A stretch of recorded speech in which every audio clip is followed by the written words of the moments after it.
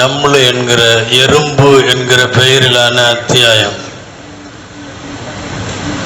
அதிலே ஹதரத் சுலைமான் அலைஹிஸ்ஸலாம் அவர்கள் சொல்லுகிற ரொம்ப பிரபலமான ஒரு வார்த்தை ஹாதா மின் ஃபதுலி ரப்பி. இதை நம்ம நிறைய இடங்களில் பார்த்துருப்போம். வாகனங்களில் எழுதி வச்சிருப்பாங்க, வீட்டினுடைய வாசல்களில் எழுதி வச்சிருப்பாங்க, கதவுகளில் பில்டிங்களில் எல்லாம் பொறிச்சு வச்சிருப்பாங்க. ஹாதா மின் ஃபதுலி ரப்பி, இது எனது இறைவனுடைய அருட்கொடை, இது என்னுடைய ரப்புடைய ஃபதுலு கிருபை அப்படின்னு அர்த்தம். பரவலாக இன்றைக்கு நாம் நம்முடைய எல்லா இடங்கள்லையும் பயன்படுத்துகிற இது. எங்கேயெல்லாம் அல்லாஹ் நமக்கு ஏதாவது கிருபை செய்கிறானோ, இறைவனுடைய அருட்கொடை கிடைக்கிறதோ, அந்த இடங்களிலெல்லாம் பயன்படுத்துகிற இந்த வார்த்தையினுடைய மூலம் ஹஜ்ரத் சுலைமான் அலைஹிஸ்ஸலாம் சொன்னது. நாம் அந்த வார்த்தையை எப்போது சொன்னார்கள் என்று அதை ஒட்டி 1-2 செய்திகளை பார்க்கிறோம். திருக்குர்ஆனிலே வழிநெடுகிலும் பேசப்பட்ட நபி ஹஜ்ரத் சுலைமான் அலைஹிஸ்ஸலாம். 1வது ஜுஸுவில் இருந்து எல்லா ஜுஸுகளிலும் பரவலாக வருகிறது அவர்களுடைய வரலாறு. நபியுடைய மகனாக ஒரு நபி, தாவூத் அலைஹிஸ்ஸலாமின் மகன் சுலைமான் அலைஹிஸ்ஸலாம். ஒரு அரசருடைய மகனாக இன்னொரு அரசர், தாவூத் அலைஹிஸ்ஸலாமும் அரசர், அவர்களுடைய மகன் சுலைமான் அலைஹிஸ்ஸலாமும் அரசர். நபியாக அரசராக பனு இஸ்ராயல்களிலே தோன்றிய நபிமார்களில் முக்கியமான இடத்திலே பேசப்படக்கூடிய நபி ஹஜ்ரத் சுலைமான் அலைஹிஸ்ஸலாம் அவர்கள். சுலைமான் அலைஹிஸ்ஸலாமினுடைய வரலாறு ரொம்ப பெருசு. நாம ஒரு 10-15 நிமிஷத்துக்கு இந்த வார்த்தைக்கு தேவையான விளக்கத்தை மட்டும் இப்போது பார்க்கிறோம். சுலைமான் அலைஹிஸ்ஸலாம் அல்லாஹ்விடத்தில் துஆ செய்தார்கள். கொஞ்சம் ரொம்ப கூடுதலாக கேட்ட துஆ அது. நல்ல ஒரு எக்ஸ்ட்ரீம் லெவலில் கேட்டாங்க. ஹபுலி முல்கன் லா யம்பகி லி அஹதிம் மின் பஅதி. யா அல்லாஹ், எனக்கு ஒரு அரசாட்சி வேணும், எனக்கு பின்னாடி வேற யாருக்கும் அது கொடுக்கக்கூடாது. அந்த மாதிரி ஒரு அரசாட்சி, ஆக பெரிய, கொஞ்சம் எக்ஸ்ட்ரா நல்லா நிறைய கேட்கறதுங்க, அந்த மாதிரி கேட்டார். ரப்பிக்ஃபிர்லி வஹப்லி முல்கன் லா யம்பகி லி அஹதிம் மின் பஅதி. என்னுடைய பாவத்தை மன்னித்து விடு, எனக்கு பின்னால் வேற யாருக்கும் தராத அளவுக்கு ஒரு பெரிய அரசாட்சியை கொடுன்னு கேட்டாரு. அல்லாஹ் துஆவை கபூல் செய்து விட்டான், அவருக்கு ஏராளமாக கொடுத்து விட்டான். டோட்டலா சுலைமான் அலைஹிஸ்ஸலாமினுடைய வரலாறுல சுலைமான் அலைஹிஸ்ஸலாமுக்கு இறைவன் கொடுத்த மிகப்பெரிய வெகுமதிகள்னு ஒரு 4 சொல்லலாம். ஒன்று என்னன்னா, பூமி முழுக்க ஆட்சி செய்யக்கூடிய ஒரு அகண்ட பிரதேசத்தினுடைய மாபெரும் மன்னர், பெரிய அரசாட்சி, அது 1வது.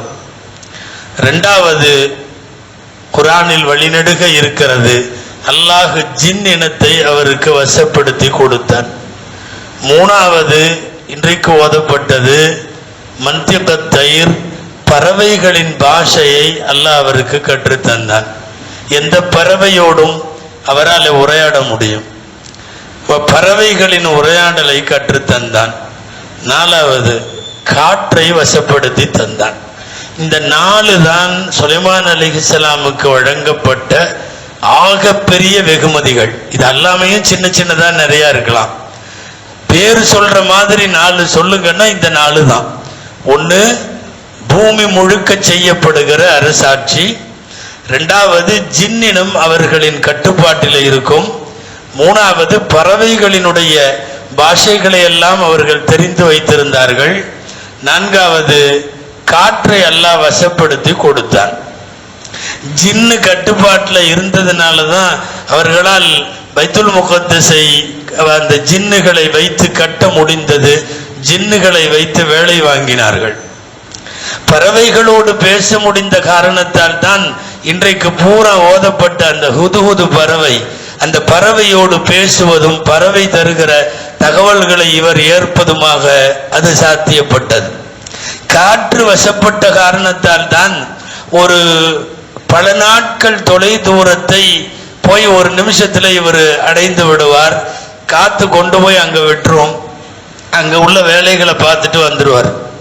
இவர் அங்க உள்ள வேலையை பார்க்கறதுக்குன்னு பிரயாணம் பண்ணி போக ஆரம்பிச்சா இவருடைய அகண்ட ஆட்சியில பிரயாணம் பண்ணிக்கிட்டே இருக்க வேண்டியதுதான், இவர் பிரதேசத்துக்கு போக முடியாது. எனவே காற்றை வசப்படுத்தி கொடுத்தான். இப்படி 4 பெரிய நியமத்துகள் அல்லாஹ் அவர்களுக்கு வழங்கிய நியமத்துகள். அதுல ஹுதுஹுது பறவை, அதனுடைய பாஷை இதுவெல்லாம் தெரிந்திருந்தது. இந்த ஹுதுஹுது என்ன பண்ணும்னா சுலைமான் அலைஹிஸ்ஸலாத்தினுடைய ஊடகத்துறை, அதுதான் மீடியா பர்சன் மாதிரி தகவல் சேகரிச்சு கொண்டு வந்து போட்டுரும். இங்க இப்படி நடக்குது, அங்க அப்படி நடக்குது, அப்படி நடக்குதுன்னு. கூடவே வந்து போச்சுன்னா எங்க தண்ணி இருக்குதுங்கிறத சொல்லிடும். இந்த இடத்துல தங்குங்க, அங்க தண்ணி இருக்குது அப்படின்னு. நிறைய அந்த பறவைக்குன்னு உள்ள விசேஷங்கள்.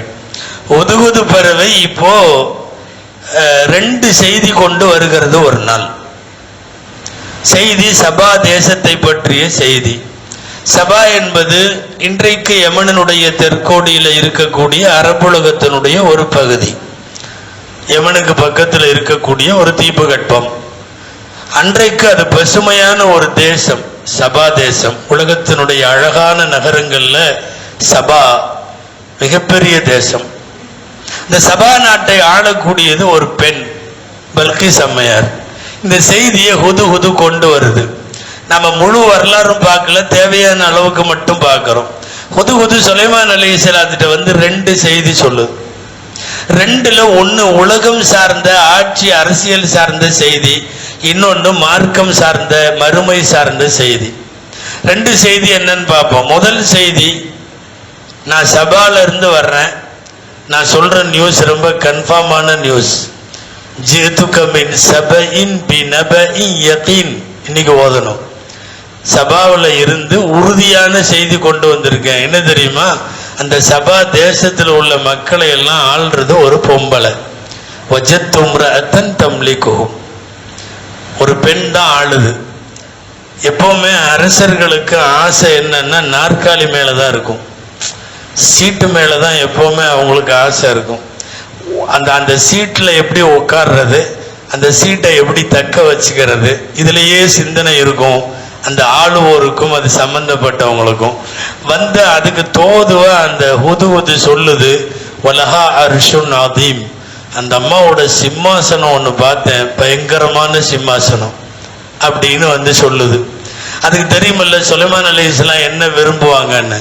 மட்டுமல்ல அந்த ஹுதுஹுது நிறைய சிம்மாசனத்தை பார்த்துருக்குது. சுலைமான் அலைஹிஸ்ஸலாம் சிம்மாசனத்தையும் பார்த்துருக்குது, கூடவே இருக்குது.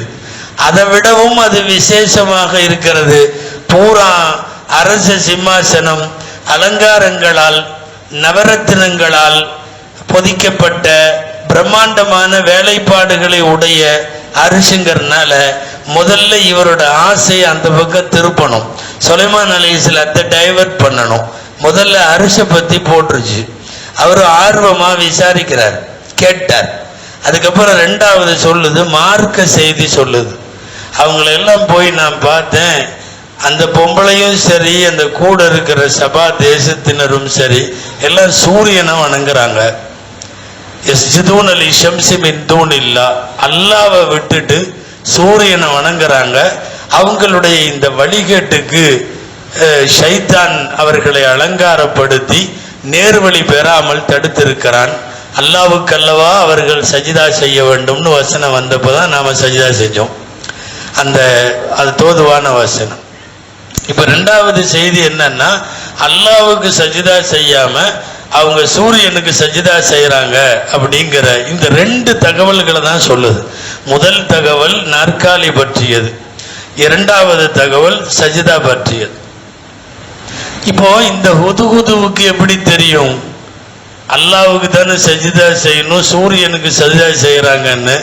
இது என்ன ஆலிமா அப்படின்னா, பொதுவா மார்க்க அறிஞர்கள் எழுதுகிறார்கள், உலகத்தில் இருக்கிற அத்தனை ஜீவராசிகளுக்கும் பறவைகள் கால்நடைகளுக்கெல்லாம் அல்லாஹ் 2 அறிவு கொடுத்துருக்கான். கண்டிப்பா எல்லாத்துக்கும் 2 அறிவு இருக்கு. ஒண்ணு என்னன்னா, அவைகள் அத்தனை பேத்துக்கும் அல்லாஹ்வை தெரியும். இன்னொன்னு ரிஸ்க்குக்கு என்ன வழின்னு தெரியும். இந்த ரெண்டும் இல்லாம உலகத்துல எந்த கால்நடைகளும் விலங்கும் பறவையும் இல்லை. அத்தனை பறவைக்கும் ரிஸ்கினுடைய வழியை நீங்க யாருக்கும் சொல்லித்தர வேண்டியது இல்லை, மனுஷனுக்கு தான் சொல்லணும். நீ போய் சம்பாதிக்கணுங்கிறதெல்லாம் தன் இறையை எப்படி தேட வேண்டும், தன் ரிஸ்க்கு எப்படி கிடைக்கும் என்று உலகத்தில் இருக்கிற அத்தனை விலங்குகள், கால்நடைகள், பறவைகள், ஊறக்கூடியவைகள் எல்லாத்துக்கும் தெரியும். அப்ப ரெண்டு செய்தி முக்கியமா தெரியும். ஒன்னு அல்லாஹுவை தெரியும். எந்த அளவுக்குன்னா இமாம் கஸாலி ரஹ்மத்துல்லாஹி எழுதுகிறார்கள், அநியாயமாக ஏதாவது ஒரு விலங்கையோ பறவையோ நீ அநியாயமா அடிக்கிறப்போ சமயங்களில் தாங்க முடியாத போது அந்த உயிரினம் வானத்தை பார்க்கும் அப்படின்னு எழுதுறாங்க. தானா அது ரப்பை தெரிந்து வைத்திருக்கிறது. ஜீவராசிகளுக்கெல்லாம் இந்த ரெண்டு நாலேஜ் கண்டிப்பா உண்டு. ஒன்னு அல்லாஹ்வை பற்றியது, ஒன்னு ரிஸ்கை பற்றியது. இந்த ரெண்டும் சொன்னதுக்கு அப்புறம் ரெண்டு ஸ்டெப்புக்கும் இப்ப சுலைமான் அலைஹிஸ்ஸலாம் நடவடிக்கை எடுக்கணும். என்ன ரெண்டு ஸ்டெப்பு? அந்த அரிசை எப்படியாவது தூக்கிட்டு வரணும், நாற்காலியை முதல்ல கொண்டு வரணும். ரெண்டாவது அவங்க எல்லாத்தையும் சூரிய வழிபாட்டில் இருந்து எடுத்துட்டு அவர்களை இதுக்கு கொண்டு வரணும், அல்லாஹ்வுடைய சஜிதாவுக்கு கொண்டு வரணும். இந்த ரெண்டு தான் ஹுதுஹுது வச்சிருக்கிற அஜெண்டா. அந்த ரெண்டையுமே எடுத்து நிறைவேற்ற போறாங்க. இதனுடைய ஒன்னாவது தான் இப்ப நம்ம பார்க்க போறோம். என்ன அது? அரிசை கொண்டு வரணும். யாரு கொண்டு வரணும்னு கேட்கிறப்ப, கொண்டு வர்றீங்களா, அந்த அரிசை இங்க தூக்கிட்டு வாங்கங்கிறாங்க.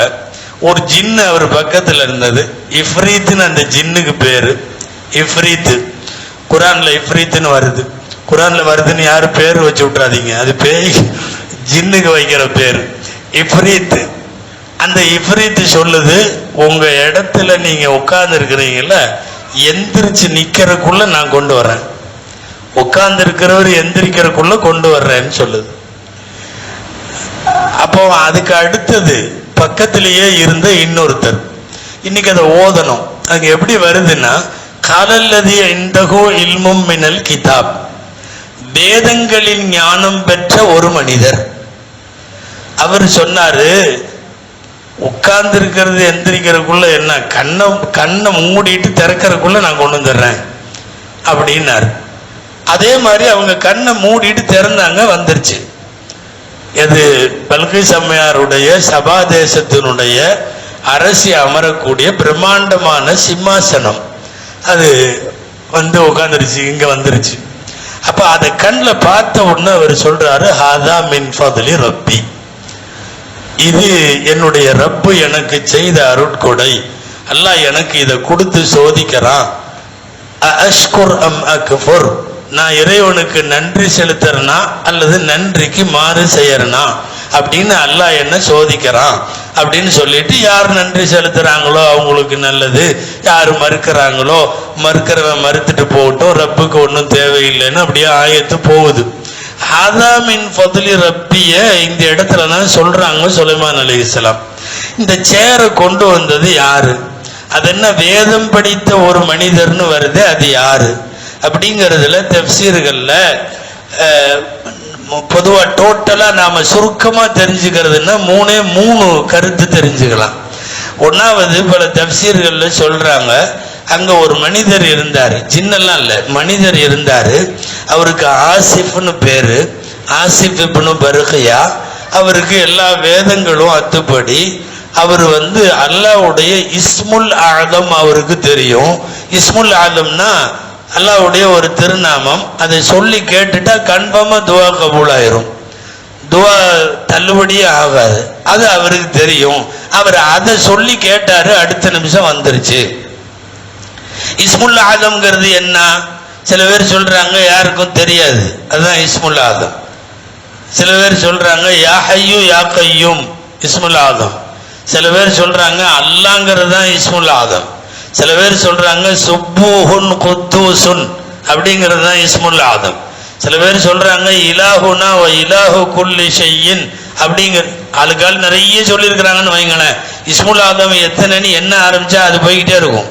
நிறைய பேர் ஏதோ ஒன்று இஸ்முல் ஆதம சொல்லியிருக்காரு, சொன்ன உடனே சேர் வந்துருச்சு. கரெக்டா குதிரையில போனா 2 மாசம் ஆகும், சுலைமான் அலைஹிஸ்ஸலாத்தினுடைய இந்த அரிசி உட்கார்ந்துருக்கிற இந்த இடம் இருக்க, இந்த இடத்துல இருந்து பல்கிஸ் அம்மாவோட சேர் இருந்த இடத்துக்கும் இதுக்கும் இடையில மசாபத்து ஷஹரைன் 2 மாசம் தொலை தூரம்.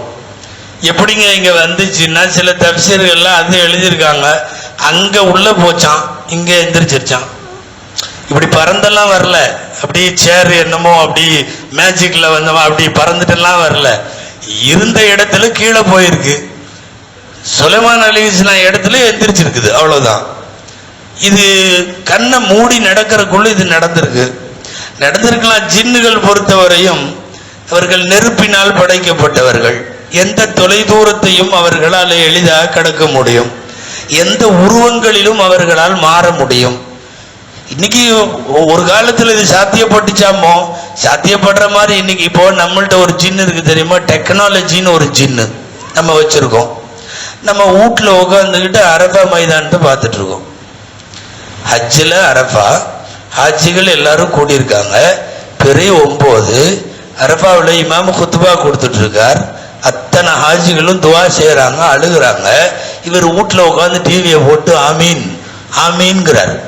இப்ப என்னத்தை இவர் பார்க்கலங்கிறீங்க? அரபாவை பார்க்கிறார், அங்க இமாம் குத்துபா கொடுக்கறத பார்க்கிறாரு, அங்க அரபால எல்லாரும் துவா செய்யறாங்க, அதையெல்லாம் பார்க்கிறார், அத்தனையும் பார்க்கிறாரு. சுவிட்ச் ஆஃப் பண்ணிட்டு எஞ்சி போறாரு. இப்போ அரபா இவர் வீட்டுக்குள்ள வந்திருக்கு, மக்கா மினாவெல்லாம் இவர் வீட்டுக்குள்ள வந்திருக்கு, அவரோட ரூம்குள்ள வந்திருக்குது. இது ஒரு வகையான ஜின்னு. சும்மா ஒரு ஜின்னு கற்பனைக்கு வச்சுக்கலாம். ஒரு காலத்தில் ஜின்னுகள் சம்பந்தப்பட்ட இடத்துல இருந்து அந்த சிம்மாசனத்தை கொண்டு வந்து வைத்து விட்டது. நான் சொல்லி கொண்டிருந்தது 3 கருத்து இருக்கிறது தப்சீர்ல. இதை யாரு கொண்டு வந்தாங்கிறதுல நம்ம சொல்லியிருக்கிறது ஒரு கருத்து, ஆசிப் இப்னு பர்கியா. இருந்தாலும் நிறைய பேர் இதை ஏத்துக்கல. அடுத்து 2வது ஒரு கருத்து, சுலைமான் அலைஹிஸ்ஸலாமே தான், வேற யாரும் இல்லாது. அல்லாஹ் சுலைமான்னு சொல்லாம வேதம் கொடுக்கப்பட்ட மனிதர்னு சொல்றான். அதாவது என்னன்னா கிண்டலா சொல்றாராம். அதுக்கு முன்னாடி இஃப்ரீத் சொல்லிச்சல்ல, இஃப்ரீத்துங்கிற ஜின்னு உட்கார்ந்து இருக்கிற நீங்க எந்திரிக்கிறதுக்குள்ள கொண்டு வர்றேன்னு சொல்ல. அப்ப இவரே சொல்ற மாதிரி, நீ என்ன உட்கார்ந்து எந்திரிக்கிறப்ப கொண்டு வர்றது, கண்ணை திறந்தா நான் கொண்டு வர்றேன், கண்ணை மூடி திறந்தா நான் கொண்டு வர்றேன்னு அவரே பேசுன மாதிரி இப்படியும் தப்சீர்கள்ல எழுதப்பட்டிருக்கிறது. 3வது ஒரு கருத்து, கொண்டு வந்தது ஜின்னு தான், கொண்டு வந்ததும் ஜின்னு தான், மனித உருவத்தில் இருந்து ஜின்னு. அதுதான் ரஜுலும் மின் அஹ்லில் கிதாப். மூசா அலைஹிஸ்ஸலாத்தினுடைய தௌராத்தை கற்ற மூசாவின் காலத்திலேயும் இருந்த ஒரு ஜின்னு. மூசாவின் வழியாக இஸ்முல் ஆதம் அல்லாஹ்வுடைய துவா ஏற்கப்படக்கூடிய திருநாமத்தை தெரிஞ்சிருக்குது. ஏன்னா ஈசா அலைஹிஸ்ஸலாம் வரல. நீங்க கவனிக்கணும், சுலைமான் அலைஹிஸ்ஸலாம் வருகிற போது மூசா வந்து விட்டார்கள், தௌராத் வந்து விட்டது, ஈசா அலைஹிஸ்ஸலாம் இதுவரை வரவில்லை. அப்ப அந்த நேரத்தில் அந்த ஜின்னு அதை ஓதி இருக்கிறது, உடனடியாக வந்து விட்டது. ஆக இப்ப என்னன்னா, விரும்பிய வாய்ப்பும் விரும்பிய நியமத்தும் நமக்கு கிடைத்து விட்டால் நாம சொல்ல வேண்டிய முதல் வார்த்தை ஹாதா மின் ஃபத்லி ரப்பி. அதனால தான் ஒரு வாகனம் வாங்குறப்போ, ஒரு வீடு வாங்குறப்போ, வேற ஏதாவது வாங்குறப்போ, கிடைக்கிறப்போ எல்லாம் ஹாதா மின் ஃபத்லி ரப்பின்னு எழுதி வைக்கிறாங்க. சந்தேகமே இல்லை, இது என் ரப்புடைய அருட்கொடை. இது வெறுமனே எழுதி மட்டும் வச்சுட்டா போதுமா அப்படின்னு யோசிக்கணும். வண்டி வாங்கிடுவாரு, ஹாதா மின் ஃபத்லி ரப்பின்னு போட்டுருவாரு, இது என்னுடைய ரப்பு லியபுலுவனி அஷ்குர் அம் அக்பர், நான் நன்றி செலுத்துறனா இல்லையான்னு பாக்குறேன். எந்த செய்தி நமக்கு வந்தாலும், நல்ல செய்தி வந்தா, நீங்க பாஸ் ஆயிட்டீங்க, நீங்க செலக்ட் ஆயிட்டீங்க, அல்லது உங்களுக்கு இப்படி வாய்ப்பு வந்திருக்கு, நீங்க ஹஜ்ஜுக்கு போக போறீங்க, உங்களுக்கு ப்ரமோஷன் வந்திருக்கு, உங்களுக்கு சேலரி இன்க்ரீஸ் ஆயிருக்கு, இப்படி ஏதாவது உங்கள் காது குளிரும் எந்த செய்தி கேட்டாலும், அது துனியாவா இருந்தாலும் ஆகிரத்து சம்பந்தமா இருந்தாலும், எந்த செய்தி கேட்டாலும் தானா நம்ம வாயில சொல்ல வேண்டியது ஹாதா மின் ஃபத்லி ரப்பி சொல்லிட்டு, வாயில மட்டுமே வந்து வடை சூடாம ஒரு 2 ரக்காயத்து தக்பீர் கட்டி தொழுதரலாம். சுக்ரியா நஃபில்னு சொல்லி தொழுகிறாங்கல்ல, சுக்குருக்காக ரப்புக்காக தொழுகிறது. அல்லாஹ் வந்து எனக்கு ஹஜ்ஜுக்கு வாய்ப்பு கொடுத்துட்டான். 2 ரக்காயத்து. ஒரு வீட்டில் நல்ல முறையில் பிள்ளைக்கு நார்மல் டெலிவரி ஆயிடுச்சு, 2 ரக்காயத்து. எனக்கு நீண்ட நாளா என்னுடைய நிலம் விற்காம இருந்துச்சு, வித்து தகவல் வந்த உடனே 2 ரக்காயத்து லியப்லுவனி அஷ்குர் அம் அக்ஃபுர். ஹாதா மின் ஃபத்லி ரப்பிங்கிறது வாயில சொல்ற விஷயம் மட்டுமல்ல, அது செயல்ல காட்டணும். ஒமன் ஷக்கர ஃபஇன்னமா யஷ்குரு லிநஃப்ஸி. நல்லா தெரிஞ்சுக்கணும், வாழ்க்கையில எந்த சந்தர்ப்பத்துல நல்ல செய்தி காதல விழுந்தாலும் அந்த இடத்திலேயே 2 ரக்காய் அல்லாஹு அக்பர்னு கட்டி இதை ஏற்படுத்தி கொடுத்த, இதற்கான வாய்ப்புகளை வாசல்களை திறந்து வைத்த அல்லாஹ்வுக்கு 2 ரக்காத்துன்னு தொழுதோம்னா அதுதான் மிகச்சரியான நன்றி. வெறுமனே ஹாதா மின் ஃபத்லி ரப்பின்னு எழுதி மட்டும் முடிக்கிறத விட மிகச்சிறந்த முறை ஒரு 2 ரக்காத்து தொழுவலாம். அல்லது உங்களுக்கு வாய்ப்பும் வசதியும் இருந்தால் அப்பவே எந்த இடத்துல இருக்கீங்களோ அங்க உங்க பக்கத்துல இருக்கிற யாராவது ஏழைகளுக்கு இயன்ற சதகா, தொழுகையும் தர்மமும், இந்த 2ம் ஷுக்ருக்கான 2 பெரிய வழிகள். லியப்லுவனி அஷ்குர் அம் அக்ஃபுர். காசை கொடுத்து அங்க பக்கத்துல உங்களுக்கு ஒரு செய்தி வருகிறது, உங்களுக்கு விற்க முடியாத வீடு வித்து போச்சு, நிலம் வித்து போச்சு, அல்லது உங்களுக்கு ஒரு வருமானம் வருது, அல்லது நீங்க எதிர்பார்த்த ஒரு ப்ராஜெக்ட் கைகூடி இருக்கு, என்ன வந்தாலும் சரி ஒரு 2 ரக்காயத்து தொழுகையும் ஏதாவது இயன்ற தர்மம், இது உண்மையான ஷுக்ர். இதுதான் வாய் சொல்லட்டும், ஆதாமின் ஃபத்லி ரப்பின்னு சொல்லட்டும், அதே சமயம் செயலிலே 2 ரக்காத்துகள் தொழுவோம், இயன்ற எதையாவது ஏழைகளுக்கு செய்வோம். அல்லாஹு ஜல்ல ஷானுஹு தஆலா காலமெல்லாம் நன்றிக்குரிய அடியார்களாய் நம்மை ஆக்கி வைப்பானாக. நாளைய தினம் பத்ர் சுஹதாக்களுடைய நினைவு தினம், ரமலான் பிறை இன்ஷா அல்லாஹ் 17. வழக்கம் போல இந்த நேரத்தில் தராவீஹுக்கு பின்னாலே பயான் நடைபெறும். பயானுக்கு பின்னாலே பத்ரீன்களுடைய பெயரை சொல்லி ஈசால் சவாபு துவாவும் நடைபெறும். கலந்து கொள்ளுமாறு கேட்டுக்கொள்ளப்படுகிறது. ரப்பனா தக்கப்பல் மின்னா ஸலாத்தனா வ கியாமனா வ ருக்கூஅனா வ சுஜூதனா வ ததர்ருஅனா வ தخشعنا وتمم تقصير اعمالنا يا رب العالمين. سبحان ربك رب العزة عما يصفون وسلام على المرسلين والحمد لله رب العالمين. صلى الله